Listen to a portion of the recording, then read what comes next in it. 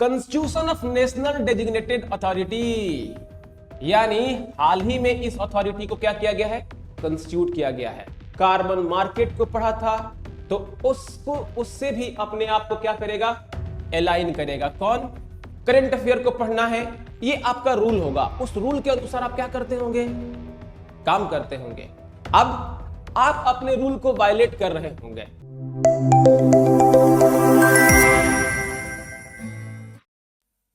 हम जानते हैं 2015 में हुआ था पेरिस एग्रीमेंट।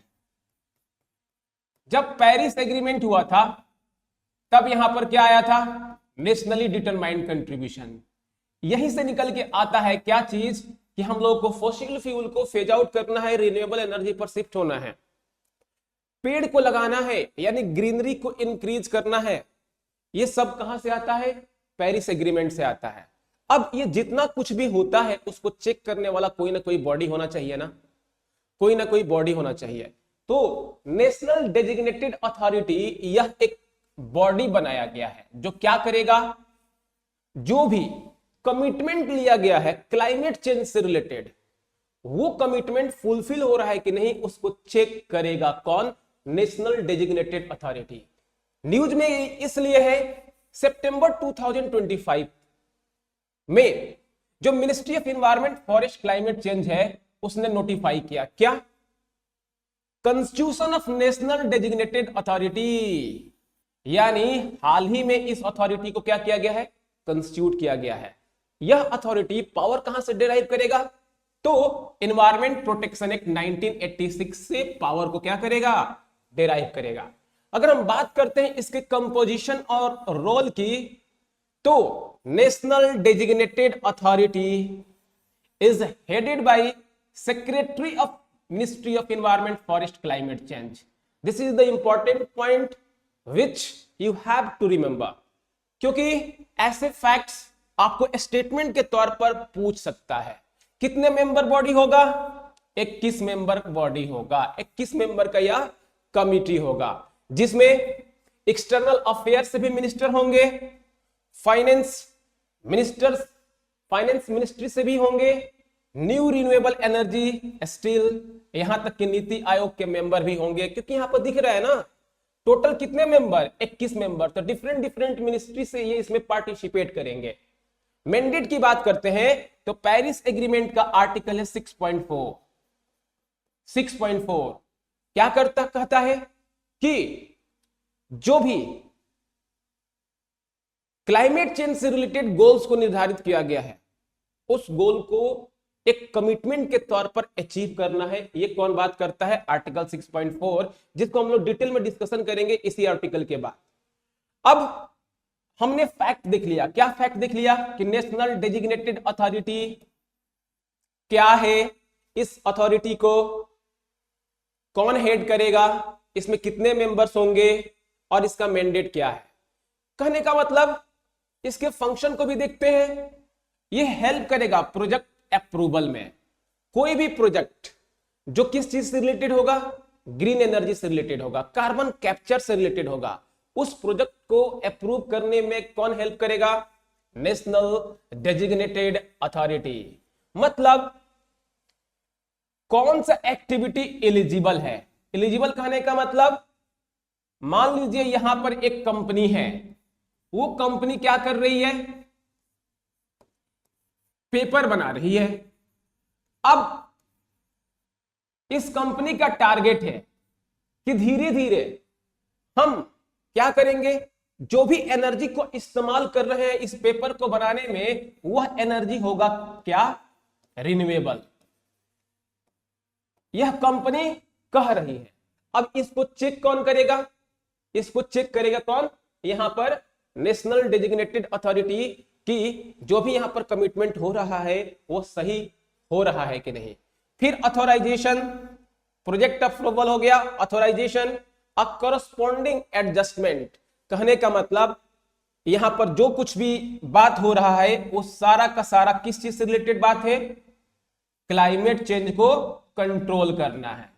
अब क्लाइमेट चेंज को कंट्रोल कैसे कर पाएंगे, ग्रीन हाउस गैसेज का इमिशन को रिड्यूस करके। ठीक है। फिर रजिस्ट्री मैनेजमेंट की बात कर रहा है, overseas the national registry of approved carbon projects in alignment with the Indian carbon market. जैसा कि हम लोगों ने कार्बन ट्रेडिंग स्कीम को पढ़ा था, कार्बन मार्केट को पढ़ा था, तो उसको उससे भी अपने आप को क्या करेगा, अलाइन करेगा। कौन? अब देखिए, अगर ऐसे टॉपिक से प्रश्न आते हैं तो आपको क्या याद रखना होता है? आपको सबसे पहले यह याद रखना होता है कि भाई नेशनल डेजिग्नेटेड अथॉरिटी किस चिड़िया का नाम है।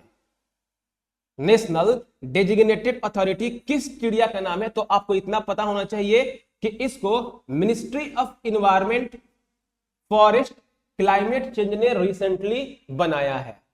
इसका हेड कौन है? तो इसका हेड है ministry of environment, forest, climate change के सेक्रेटरी। इस जब हम समझ जाते हैं कि ministry of forest climate change से रिलेटेड है, तो क्लाइमेट चेंज से रिलेटेड ही बात करेगा, तो और सारा जो बात होगा ना वो बात बनाएगा। ये दो फैक्ट अगर आपको याद है तो फिर प्रश्न आप सॉल्व कर सकते हो। किससे रिलेटेड है? तो पेरिस एग्रीमेंट से भी रिलेटेड है। तो आइए article 6 of the Paris agreement को भी देख लेते हैं। अब देखिए न्यूज में क्यों है, करें कि जो आर्टिकल 6 है ना, यह एक फाइनल रूल बुक है।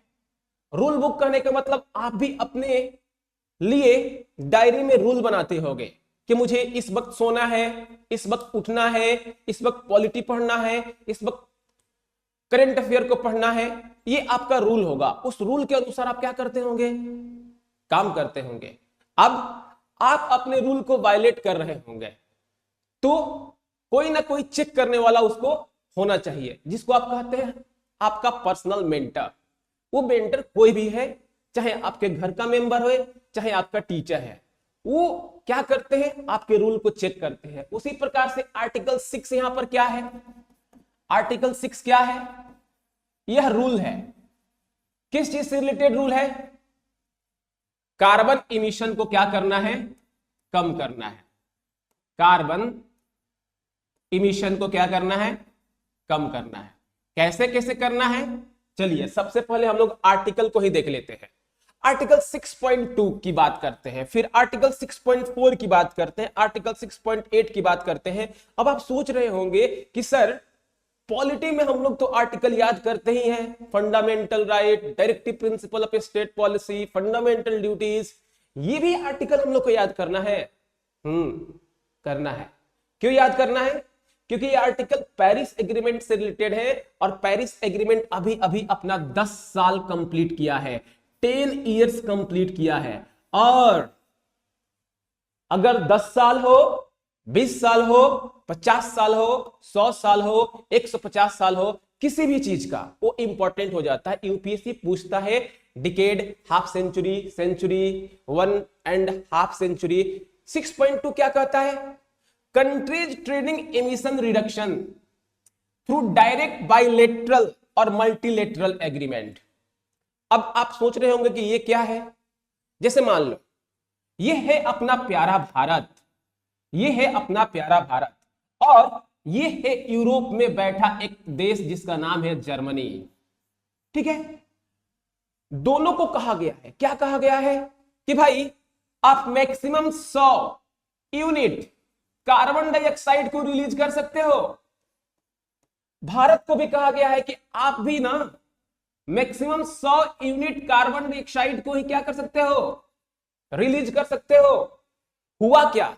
इंडिया ने 50 यूनिट ही कार्बन डाइऑक्साइड को रिलीज किया, वहीं पर जो जर्मनी है उसने 150 यूनिट कार्बन डाइऑक्साइड को क्या कर दिया? रिलीज कर दिया। आप क्या देख रहे हो? इंडिया अपने टारगेट से, इंडिया का जो भी लिमिट रखा गया है उससे 50 यूनिट कम, जबकि जर्मनी ने 50 यूनिट ज्यादा कर दिया है।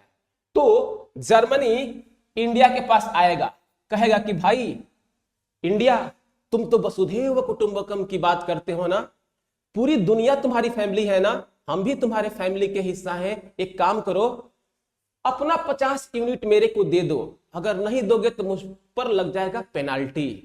तो इंडिया कहेगा ठीक है, रोकड़ा लाओ, डॉलर लाओ। मतलब इंडिया ने अपने इमिशन को कम करके क्या कमा लिया? पैसा। क्या कमाया? डॉलर कमाया। 50 यूनिट जो इसने बचाया था उसने क्या कर दिया? इसको सेल कर दिया। अब क्या देख रहे हो, ये दोनों आपस में डायरेक्ट कम्युनिकेट कर रहे हैं ना। तो ये आर्टिकल 6.2 कहता है, डायरेक्ट कम्युनिकेशन की बात करता है, डिसेंट्रलाइज बाइलेटरल की बात करता है। उम्मीद करता हूं आप समझे होंगे।